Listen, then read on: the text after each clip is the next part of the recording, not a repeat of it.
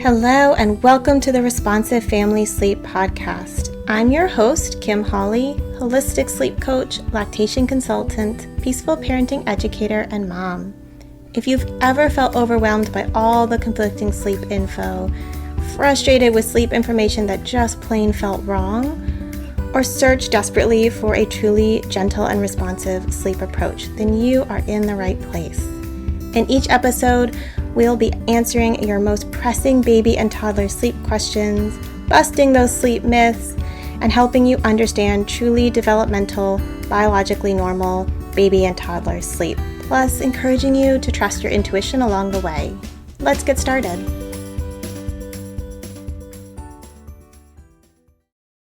Hello, and welcome back to the podcast. This week, we're going to talk about a tricky topic, right? One I hesitate even putting a podcast episode out on because of the many ways that people hear what they want to hear on this topic, and because it's quite nuanced, right? And that is tears, crying, right? Right? On one hand, you're told to ignore cries, let them cry it out. They'll learn to self-soothe, right? Assuming you've been around my podcast for a while, you know I don't agree with any of that, and you know why. But we'll dig into that a little bit more, right? And then on the other hand, you're told to comfort and respond to every cry. And again, if you've been around my world for a while, you know that responsiveness is a cornerstone of how I work. But I find that sometimes that responsiveness sort of seeps into, I should be able to stop every cry. And that should be the goal. And that can get problematic and that can get tricky. And that's where we need to bring a lot of nuance to. And so I see a lot of gentle, responsive sleep pros talk about no cry, and that no cry is the goal. And I think that sort of feeds into the problematic way that we view crying. And I don't ever call my work no cry, even though generally, that is what it is, right? Like, I think there's a very big difference, though, between provoking crying on purpose with a strategy and promising that we're going to have no tears at all cost. And the reason why I am uncomfortable with that as the emphasis, rather than responsiveness and connection and attachment, all the things that I tend to talk about, is that crying is communication. And crying is one of the few ways that your baby is able to tell you something's wrong. They're uncomfortable, they're in pain, something feels weird, something feels off, they're overwhelmed, they're overstimulated, they're understimulated, they need you, right? Crying is one of the ways they can really communicate, hey, there is something going on I need you to pay attention to. And yes, of course, there are often subtle ways with body language and cueing that many babies tell you something's up ahead of crying, right? So in the lactation world, we always say crying is a late sign of hunger. Like, we shouldn't be waiting till the baby is crying to feed them. We should look for those early tired cues. Early feeding cues, early hunger cues. Goodness, can't get my things straight today. And overwhelm, dysregulation, right? We often have early cues that baby needs an adjustment in their stimulation level, or they need touch, or they need to move to a quieter location, or whatever it is. So we have these early cues, but sometimes they're missed, right? And then we have crying. And crying is meant to get us to respond to them. Like, all the sleep BS that says, you just need to ignore your cries. Well, goodness sake, we would not be here as a species if we ignored our babies' cries. That's one of those hardwired, babies cry, we are compelled to meet that need because that is how babies survived. That's what kept them fed, that's what kept them warm, that's what kept them safe, right? A baby whose cry was ignored, that was a really vulnerable baby throughout most of human evolutionary history. So crying is a really important form of communication. And so no cry folks I think sometimes that phrasing, not intentionally, not necessarily by the professionals, right? I believe that most professionals who call themselves no cry actually believe the same exact stuff that I do. But I think sometimes the messaging makes you feel like I should be able to stop every cry, or it's just as bad as cried out. And I definitely get parents who reach out to me and say, I don't understand with responsiveness. Like, I'm comforting my baby. They don't want to nurse. They don't want to feed. They're really upset and they're crying in my arms. And is that the same thing as cried out? And it's like, no, it's not. It's absolutely not. And so babies have that ability to cry to communicate with you. They also process out stress hormones and big emotions through crying. So do we as adults, right? So does your toddler. So do big kids. Crying is an emotional release. And we can have emotional releases and process out stress hormones in other ways. We can do it with big movement. We can do it with laughter, but we can also do it with tears. And so for me to be truly responsive, we want to welcome all of our baby's emotions, which is different than provoking stress for the sake of, doing that. But if they are crying and we are responding with comfort, with presence, with soothing, and they are not stopping that cry, that's still responsive, right? Because we're showing up, we're holding space, we're saying, you're safe with me, your big emotions are safe with me, I am not afraid of them, you are safe, I am here, right? And that's hard because to be real present like that is hard if that's not the way you were raised, if that's not, the emotional system that was built for you as a child. And so when we talk about reparenting ourselves and things like that, a lot in the sort of attachment world, that's one of the things that we're talking about, because for many parents, it makes them very uncomfortable, right? Not just that instinctual, I should respond to my baby when I'm crying, but really triggered by it, really upset by it, or really avoidant of it. And that has a lot to do with how emotions were treated in your childhood, right? So when we have a no cry messaging, I feel like that a lot of parents interpret that as even my upset baby being comforted in my arms, I'm doing something wrong. And that's a lot of pressure. That's hard because babies are changing and adjusting to so much, so rapidly, that they're going to get stressed. And they're not always going to have that stress process out in snuggles or laughter or play.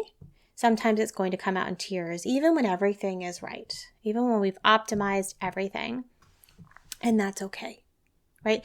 So when your baby's crying, if you're meeting a need, like if there's a need, like they're hungry or, overstimulated or uncomfortable and pain, and we can meet that need and that stops the tears, that's perfect. That's beautiful, right? But there's also going to be times when there isn't a clear need. Like they're crying because they're hungry or, or because they have gas or something like that. Like we're not going to be able to see and understand that.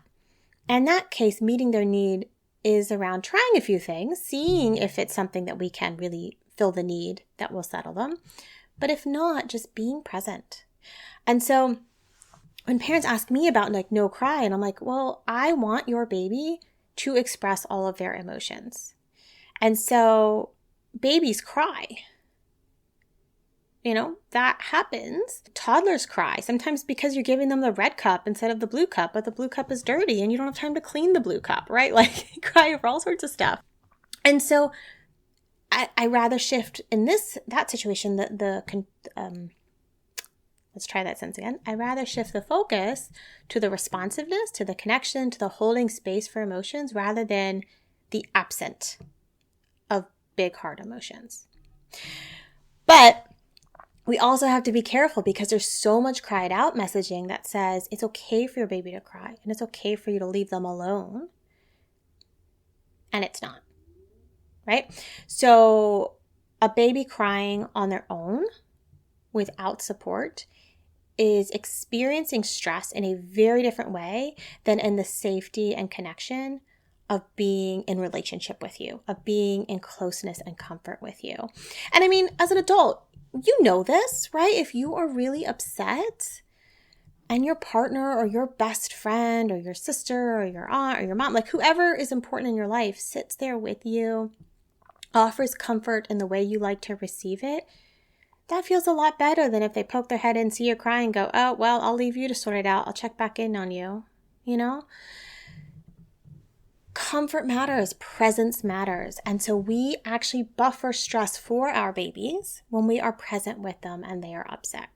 Like they're looking to us to help buffer that stress. And so we're doing a lot of important work. Even when a baby is like, say, crying in your arms, they're really upset versus like setting them down and walking away, which I have to say it, right? It's always okay to do that if you're getting really dysregulated yourself and need a moment to regroup. It's always okay to put a baby down in a safe place and take a minute, take a few deep breaths, swap with another adult if they're around. It is okay, because if you are getting dysregulated beyond the point that you can manage, obviously we're in a different situation here, right? For everyone's safety, to give yourself a minute, that is the right choice. But, right, our presence matters. So crying is about offloading stress. It is about communication. It is about processing emotions. Your presence makes a difference. And we want to welcome emotion, right? We want to have our babies growing up into adults who know that their emotions aren't too much. They are not too much. That they can be loved through those hard emotions. That they don't have to avoid them or suppress them or push them aside. They can just move through them knowing they will pass. And that comes from your presence, right? So think about the sleep messaging you hear around, how we set up for a good bedtime, right? Often it's so much about independence that we don't even think about closeness and connection and regulation and is what we're doing amping our baby up and getting them upset, right? We're just push through the tears, ignore the tears, just push for them to fall asleep in their own sleep space. And you can see that doesn't really make sense if we have a baby that's upset, right? We need to show up. We need to help them soothe. We need to help them calm. Now, what about when you're making a change, right? This is a whole big topic. And I think in general, if we can make changes slowly, we're not going to stress babies out. And also, we have to look at the readiness for that change. How close are they to being ready? How does their temperament intersect with what we're asking them to do?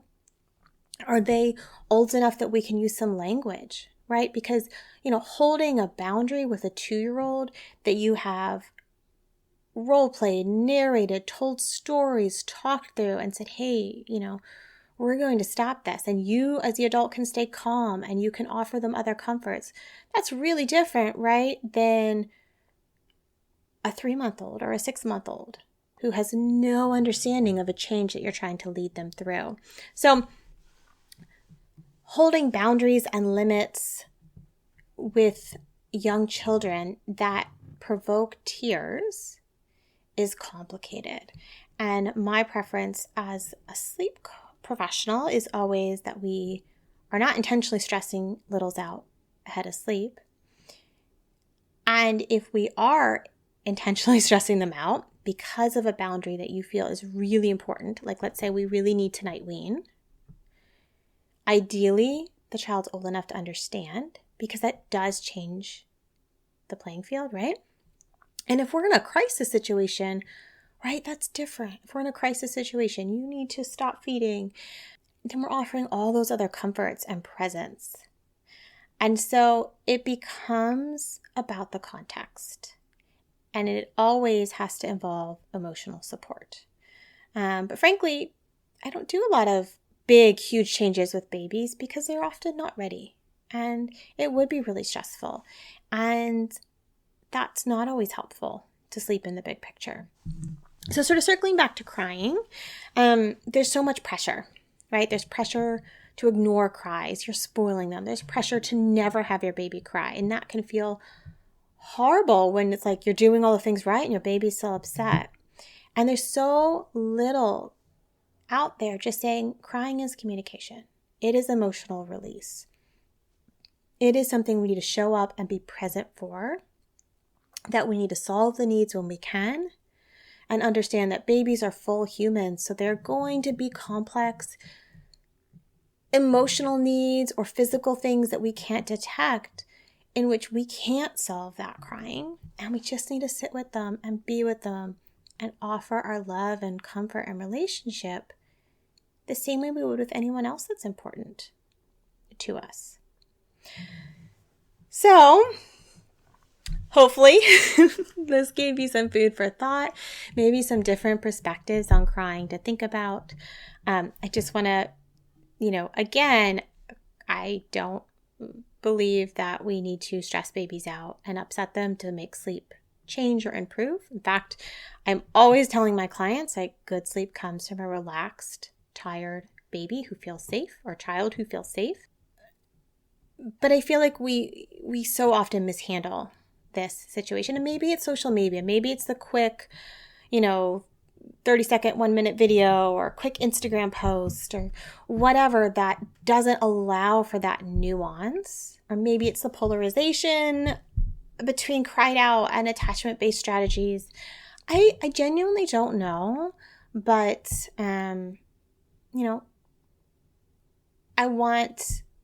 I want us to all think a little bit more nuanced about crying and how we see it and how we hope to avoid it, in the sense that we don't need to stress our babies on purpose, but also in the sense that we can show up for it when our babies need to cry. So I'm here if this brought up anything for you that you want to chat out. And I hope it gave you some food for thought. Thank you for joining me today. I hope this episode left you feeling more informed, confident, and encouraged on your sleep journey. And just a reminder before you go that nothing in this episode is individualized to your specific sleep situation, nor is it to be taken as medical advice. Take what resonates, ignore what doesn't, and check with your healthcare provider about any medical concerns. Take a moment to subscribe to this podcast so that you'll never miss an episode. And take a moment to rate, review, or share an episode you love on social media. All of that helps parents just like you find me, this podcast, and this gentle and responsive sleep information. I'll see you next time.